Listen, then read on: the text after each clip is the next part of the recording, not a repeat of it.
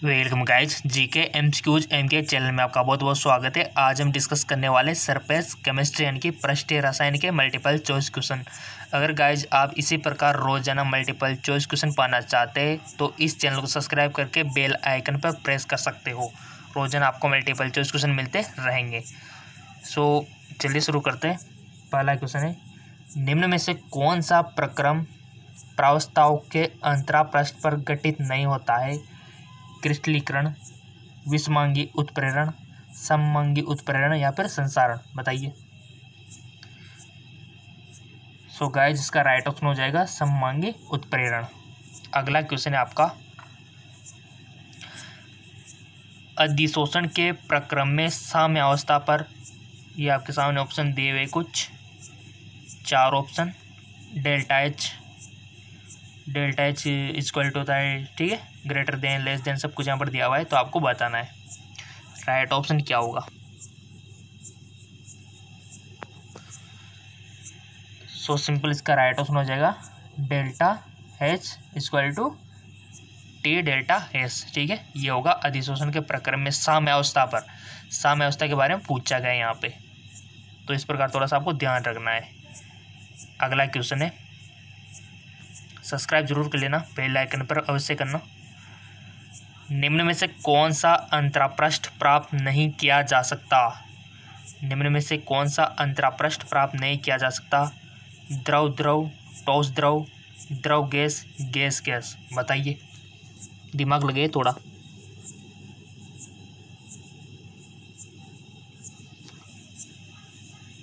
सो simple इसका right option हो जाएगा गैस गैस। ठीक है, हाँ बिल्कुल, गैस गैस इसका राइट ऑप्शन हो जाएगा।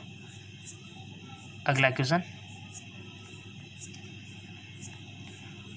शोषण शब्द का प्रयोग किसके लिए किया जाता है? अवशोषण, अधिशोषण, अवशोषण और अधिशोषण दोनों, या फिर विशोषण। बहुत अच्छा क्वेश्चन है। सो इसका राइट ऑप्शन हो जाएगा अवशोषण और अधिशोषण दोनों। अगला क्वेश्चन, गैस के भौतिक अधिशोषण की मात्रा बढ़ती है। गैस के भौतिक अधिशोषण की मात्रा बढ़ती है ताप के बढ़ने पर, ताप के घटने पर, अधिशोषक का पृष्ठ क्षेत्र घटने पर, वान डेर वाल ब्लॉक की प्रबलता कम होने पर। बताइए, क्या पता होगा गाइज आपको गैस के भौतिक अधिशोषण की मात्रा बढ़ती है, कब बढ़ती है?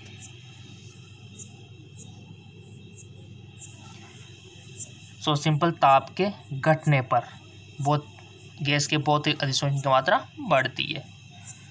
अगला क्वेश्चन, विलयन में से अधिशोष्य के अधिशोषण की मात्रा बढ़ती है। विलयन में से अधिशोष्य के अधिशोषण की मात्रा बढ़ती है। विलयन में अधिशोष्य की मात्रा बढ़ने के साथ, अधिशोषक का पृष्ठ क्षेत्र घटने के साथ, विलयन का ताप बढ़ने के साथ, या फिर विलयन में अधिशोष्य की मात्रा घटने के साथ। सो सिंपल इसका राइट ऑप्शन पहला वाला ही हो जाएगा आपका, विलयन में अधिशोष्य की मात्रा बढ़ने के साथ। बहुत अच्छे क्वेश्चन है और रोजाना आपको मिलते रहेंगे। निम्न में से कौन सा अधिशोषण की परिघटना पर लागू नहीं होता? बताइए। क्वेश्चन को समझना है, उसके बाद ही आपको आंसर देना है।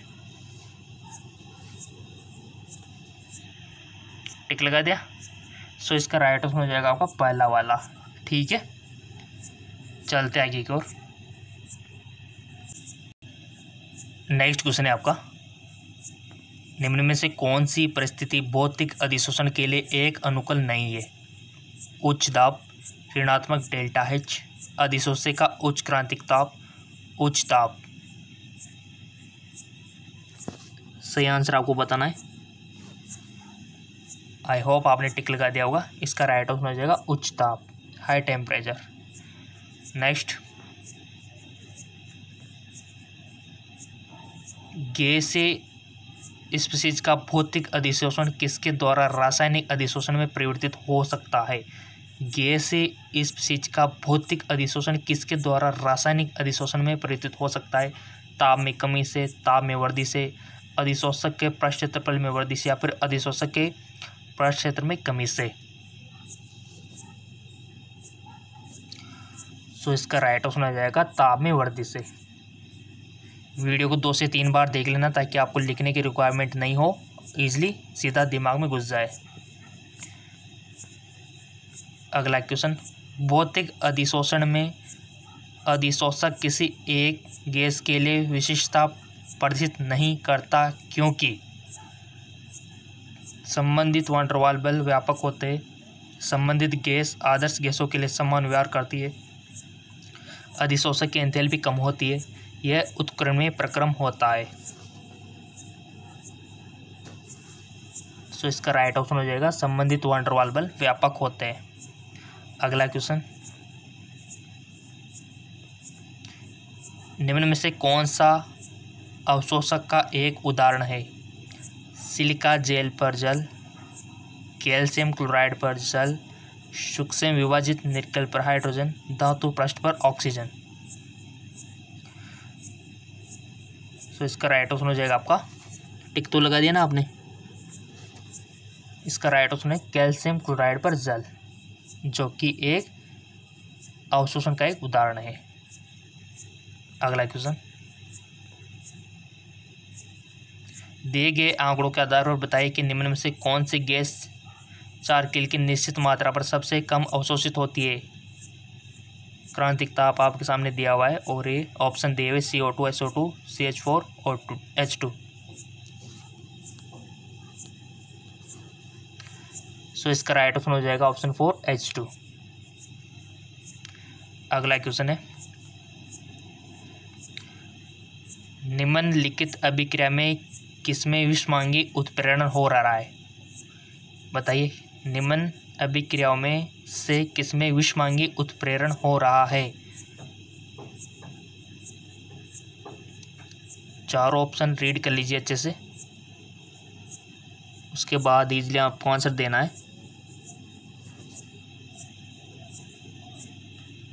सो सिंपल इसका राइट ऑप्शन हो जाएगा फर्स्ट वाला, राइट।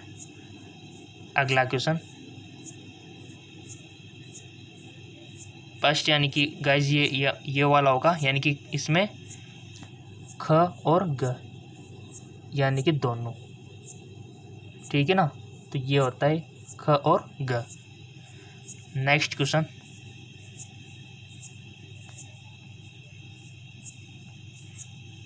जल में साबुन की सांद्रता उच्च होने पर साबुन किसके समान व्यवहार करता है?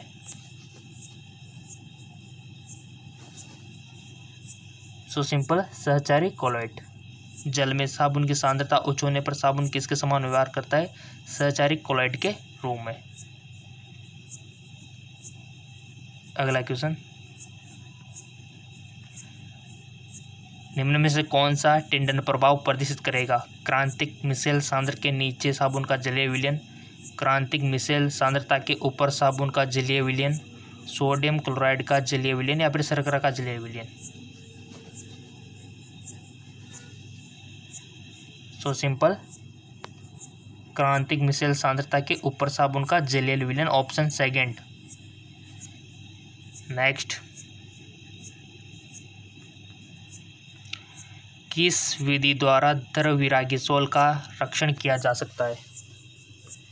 विपरीत आवेश वाला सोल मिलाकर, एक विद्युत अपघटन मिलाकर, द्रवरागी सोल मिलाकर या फिर उबालकर। सो इसका राइट ऑप्शन हो जाएगा द्रवरागी सोल मिलाकर। कितने अच्छे क्वेश्चन है गाइस, और रोजाना मिलते रहेंगे अगर आपने चैनल सब्सक्राइब करके बेल आइकन पर प्रेस कर रखा होगा तो। ताज़ा बना अवक्षेप किसके द्वारा कभी कभी कोलॉइडल विलयन में परिवर्तित हो जाता है? स्कंदन, वैद्युत अपघटन, विसरण या फिर पेप्टन। सो इसका राइट ऑप्शन है पेप्टन। अगला क्वेश्चन, निम्नलिखित वैद्युत अपघटन में से सोल के लिए किसका स्कंदन मान अधिकतम होता है? Na2S, Na3PO4, Na2SO4, NaCl। So simple, Na3 CO4, ठीक है। अगला क्वेश्चन,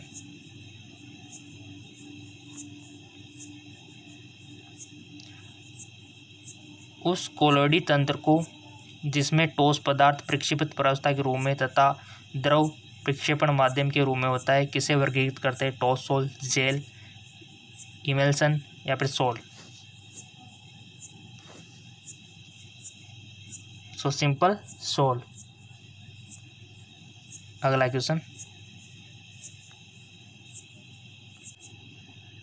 अगला क्वेश्चन है आपका, कोलोइडी विलयन के अणुसंख्यक गुणों के मान उसी सांद्रता के वास्तविक विलयन के मानों की तुलना में कम होते क्योंकि कोलोइडी कण, ऑप्शन आपके सामने दिए हुए हैं, चार ऑप्शन देख सकते हो। वृत्त पृष्ठ क्षेत्र प्रदर्शित करते, प्रक्षेपण माध्यम में निलंबित रहते, द्रवरागी कोलोइड बनाते, तुलनात्मक दृष्टि से संख्या में कम होते। तो इसका राइट ऑप्शन हो जाएगा आपका ऑप्शन 4। अगला क्वेश्चन है, निम्नलिखित चित्रों को आधुनिक अधिशोषण सिद्धांत के अनुसार उत्प्रेरण की क्रियाविधि में सम्मिलित चरणों को सही क्रम में व्यवस्थित कीजिए। तो ऑप्शन आपके सामने देख सकते हो। बताइए गाइस, इसका राइट ऑप्शन क्या हो सकता है? सो सिंपल, इसका राइट ऑप्शन हो जाएगा सेकंड वाला, यानी कि ACBDE, ठीक है ना, ये वाला। चलते आगे एक और, नदियों और समुद्र के मिलने के स्थान पर डेल्टा बनने के लिए निम्न में से कौन सा प्रक्रम उत्तरदायी है? पायसीकरण, कोलाइड बनना, स्कंदन या फिर पेप्टन? सो सिंपल, इसका राइट ऑप्शन हो जाएगा स्कंदन, ऑप्शन 3। अगला क्वेश्चन है, निम्न में से कौन सा वक्र फ्रेंडलिक अधिशोषण समतापी है? ये ऑप्शन आपके सामने दिए हुए, कौन सा ऑप्शन राइट होगा? सो सिंपल, इसका राइट ऑप्शन 3rd वाला हो जाएगा। अगला क्वेश्चन, निम्न में से कौन सा प्रक्रम सोल कणों पर विद्युत आवेश की उपस्थिति के लिए उत्तरदायी नहीं है? सोल कणों द्वारा इलेक्ट्रॉन प्रकरण, विलयन में आयनिक स्पीशीज का अधिशोषण, हेल्महोल्ट्ज विद्युतीय दोहरी परत का बनना या फिर विलयन में आयनिक स्पीशीज का? So simple, option 4। अगला क्वेश्चन है,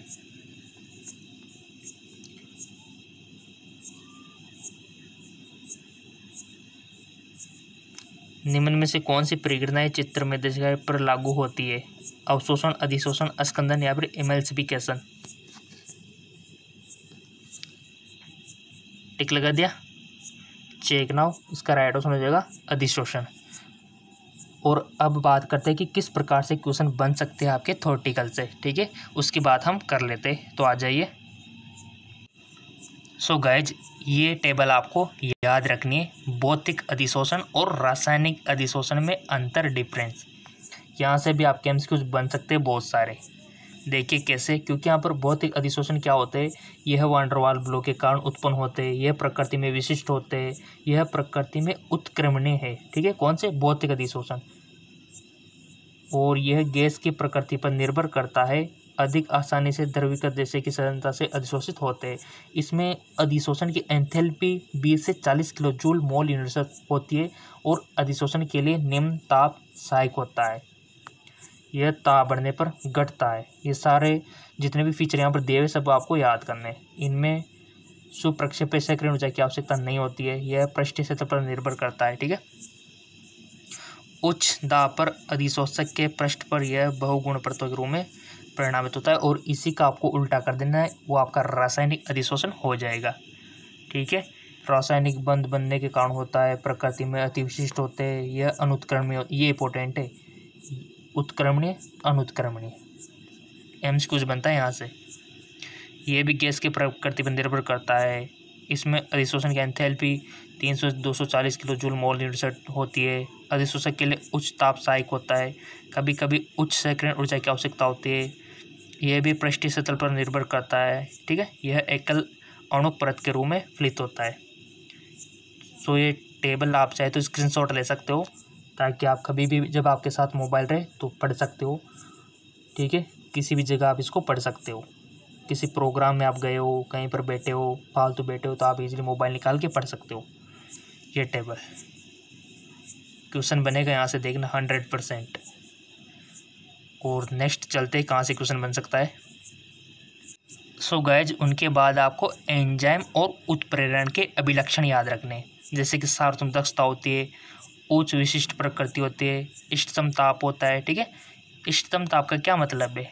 एंजाइम जो एंजाइम होते हैं ना हमारे एंजाइम शरीर में, एंजाइम एक निश्चित ताप पर ही काम करते हैं गाइज। मैं आपको बता दूं, जैसे कि यहाँ पर लिखा हुआ है कि एंजाइम उत्प्रेरक अभिक्रिया की दर के लिए निश्चित ताप पर काम करते हैं, जिसे इष्टतम ताप कहते हैं। जैसे कि सर्दियों में देखा होगा आपने, खाने की भूख अच्छी लगता है और भूख बार बार लगती है, जबकि गर्मियों में आपने देखा होगा अगर ज़्यादा गर्मी हो जाती है तो हमको खाना ही नहीं पचता। क्यों? क्योंकि टेम्परेचर हाई हो जाता है और ऐसी कंडीशन में एंजाइम काम करना बंद कर देते हैं, ठीक है। तो भोजन का डाइजेशन होना थोड़ा मुश्किल हो जाता है, इसी कारण से हमको भूख कम लगती है गर्मियों के दिनों में। अगर टेम्परेचर अच्छा रहता है तो अच्छी भूख लगती है, ठीक है। और एंजाइम आपने देखा होगा कि हाई टेम्परेचर पर काम करना बंद कर देते हैं और लो टेम्परेचर पे भी काम करना बंद कर देते हैं। इष्टतम पीएच सर्वाधिक सक्रिय होता है सक्रियण एवं एंजाइम की उपस्थिति में। ये सब आपको आपके एनसीईआरटी में मिल जाएंगे, ठीक है। इसके बाद चलते हैं कहाँ से क्वेश्चन बन सकते हैं, उनको भी हम देख लेते हैं। इसके बाद आपको ये टेबल याद रखनी है, ठीक है। ईजिली रख सकते हो इसका, चाहे तो आप स्क्रीनशॉट ले सकते हो। चलते आगे। उसके बाद ये टेबल तो कंपल्सरी है गाइज, कोलोइडी तंत्रों के प्रकार 100% क्वेश्चन बन सकता है यहाँ से,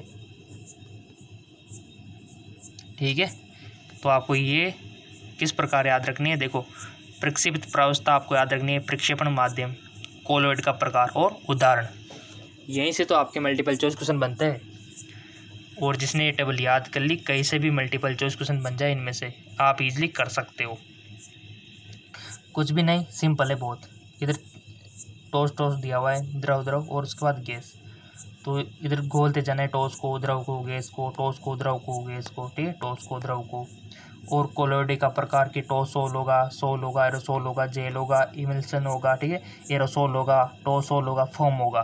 क्योंकि आपसे पूछा जाएगा कि अगर प्रक्षेपण माध्यम द्रव है और प्रक्षेपित माध्यम गैस है तो कोलोइड का प्रकार कौन सा होगा, बताओ। यदि प्रक्षेपण माध्यम द्रव है और प्रक्षेपित माध्यम गैस है तो कोलोइड का प्रकार कौन सा होगा? सो गाइस, वो होगा फोम, ठीक है। इस प्रकार क्वेश्चन बनेगा आपके। इसी प्रकार यूँ पूछा जाएगा कि यदि प्रक्षेपण माध्यम गैस है और प्रक्षेपित माध्यम द्रव है तो फिर कोलोइड का प्रकार क्या होगा, बताओ। Simple, aerosol. इसी प्रकार क्वेश्चन बनेंगे आपके मल्टीपल चॉइस क्वेश्चन। कितने तरीके से बन सकते हैं आप, क्योंकि ऐसे बनेंगे कि अगर प्रक्षेपण माध्यम द्रव है और प्रक्षेपित माध्यम भी द्रव है तो कोलोइड का प्रकार क्या होगा। सो सिंपल होगा इमल्सन, पायस जिसको बोलते हैं, ठीक है। तो वो होते हैं दूध, बालू की क्रीम, मक्खन, सब कुछ इसमें आ जाएगा, डोंट वरी, ठीक है। और ये उदाहरण तो आपको याद रखने गाइज, जैसे कि टॉसोल के उदाहरण कुछ रंगीन कांच, रत्न, सोल जैसे कि आपकी कोशिका तरल हो गया, एरोसोल जैसे कि धुआं धूल, जेल जैसे पनीर जेली, ठीक है, इमल्सन जैसे कि दूध, बालू की क्रीम, एरोसोल जैसे कि कोहरा बादल, टॉसोल जैसे कि फोम रबर, और फोम जैसे कि फैटी क्रीम, साबुन की झाग। कितना अच्छा है क्वेश्चन, 100% क्वेश्चन बनेंगे और बहुत सारे क्वेश्चन बन रहे हैं। देखो 1 2 3 4 5 6 7 8 MCQs यहाँ से बन सकते हैं आपके। और इधर आप एग्जांपल देख सकते हो 8 यहाँ से, यानी 16-20 MCQs यहाँ से बन रहे हैं आपके। तो ऐसे MCQs बनते हैं आपके, ठीक है। तो प्लीज़ रिकमेंड करता हूँ कि इनको स्क्रीनशॉट लेके रख सकते हो या फिर वीडियो को बार बार देख सकते हो, इसमें भी आपको याद हो जाएगी, ठीक है। स्क्रीनशॉट लेके रख लो, टेबल याद करनी है आपको। और चलते आगे अब। उसके बाद आपको विद्युतीय जो ब्रेडिंग आर्क विधि होती है उसको देख लेना थोड़ा सा, और उसके बाद पेप्टन, उसके बाद कोलोइड विलयन का शुद्धिकरण आ जाएगा। फोन डायलिसिस के प्रोसेस को समझ लेना, आपके बायो में भी है तो बायोलॉजी में भी, बायोलॉजी वालों को ले तो ईजी है वैसे, केमिस्ट्री, ठीक है। चलते आगे, विद्युत अपवन आप देख सकते हो यहाँ पे, अति सूक्ष्म निस्यंद, सब कुछ इजीली दिया हुआ है यहाँ पे, टिंडन प्रभाव। चलते आगे को, उसके बाद आ जाता है आपका धनात्मक आवेशित सोल और ऋणात्मक। यहाँ से भी 100% क्वेश्चन बनते हैं आपके। तो धनात्मक कौन से, ऋणात्मक कौन से, आपको याद रखना है इसे, ये टेबल क्वेश्चन बनेगा गाइस। यहाँ से फिर मत बोलना कि सर आपने बताया नहीं, मैंने बता दिया है और हर चीज़ में बता रहा हूँ जो आपके एंट्रेंस एग्जाम में पूछी जाएगी। ऋणात्मक आवेशित सोल, धनात्मक आवेशित सोल दोनों को याद कर लेना है कि ऋणात्मक आवेशित कौन से होते हैं, नेगेटिव चार्ज। तो कॉपर, सिल्वर, गोल्ड यहाँ पर दिया हुआ है। धात्विक सल्फाइड हो गया, जैसे कि अम्लीय रंजक हो गए, ठीक है, स्टार्च, गोंद, जिलेटिन वगैरह, ठीक है। और धनात्मक की बात करें तो हीमोग्लोबिन हो गया, ऑक्साइड, TiO2 हो गया, ठीक है, सब कुछ यहाँ पर दिया हुआ है। तो ये टेबल आपको याद करनी है, राइट। स्क्रीनशॉट ले लिया। ऋणात्मक आवेशित सोल और धनात्मक आवेशित सोल। चलते आगे को, और इसके बाद हमारे चारों ओर के जो कोलाइड है उसके एग्जाम्पल आपको याद रखने हैं, जैसे कि आकाश का नीला रंग, हवा में जल के साथ निलंबित धूल के कण हमारे आंखों तक पहुंचने वाले प्रकाश को क्या कर देते हैं, प्रकीर्णित कर देते हैं, जिसके कारण हमको आकाश नीला दिखाई देता है। कोहरा, धुंध और बरसात, इसके बारे में आपको थोड़ा सा देख लेना है, कोलॉइड का इसमें रेशो छिपा हुआ है। खाद्य सामग्री, रुधिर किस प्रकार का कोलॉइड है, कैसे इसमें फिटकरी काम करती है। मर्दाए, डेल्टा का बनना, यहाँ से क्वेश्चन बनता है हमेशा, डेल्टा का किस प्रकार से बनता है, कोलॉइड में क्या रोल है। और कोलॉइड के अनुप्रयोग, जैसे कि धूम्र का विद्युत अवक्षेपण, पेयजल का शुद्धिकरण। आपने देखा होगा कि जहाँ पर हार्ड वाटर होता है वहाँ पर शुद्ध जल कैसे किया जाता है, फिटकरी के थ्रू, ठीक है। क्योंकि आपको पता है कि जो आपका जल होता है हार्ड वाटर, उसमें काफ़ी सारे लवण होते हैं जो कि आपकी स्किन और हेयर को डैमेज करते हैं, बहुत ख़राब होता है आपका हार्ड वाटर। तो उसको शुद्ध करने के लिए फिटकरी का यूज किया जाता है। फिटकरी मार्केट में मिल जाती है आजकल औषध और चर्म शोधन में, तो इस प्रकार इनका यूज होता है, राइट।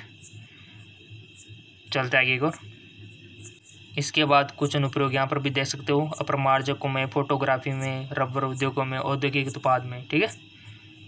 चलते आगे, उसके बाद आपको सारा ये सारांश पढ़ लेना है पूरे चैप्टर का, हो गया आपका काम। कितना ईजी है, चाहे तो स्क्रीनशॉट ले लिया करो इसका, बहुत ईजी है गाइस। ये लो आपका कंप्लीट हो गया।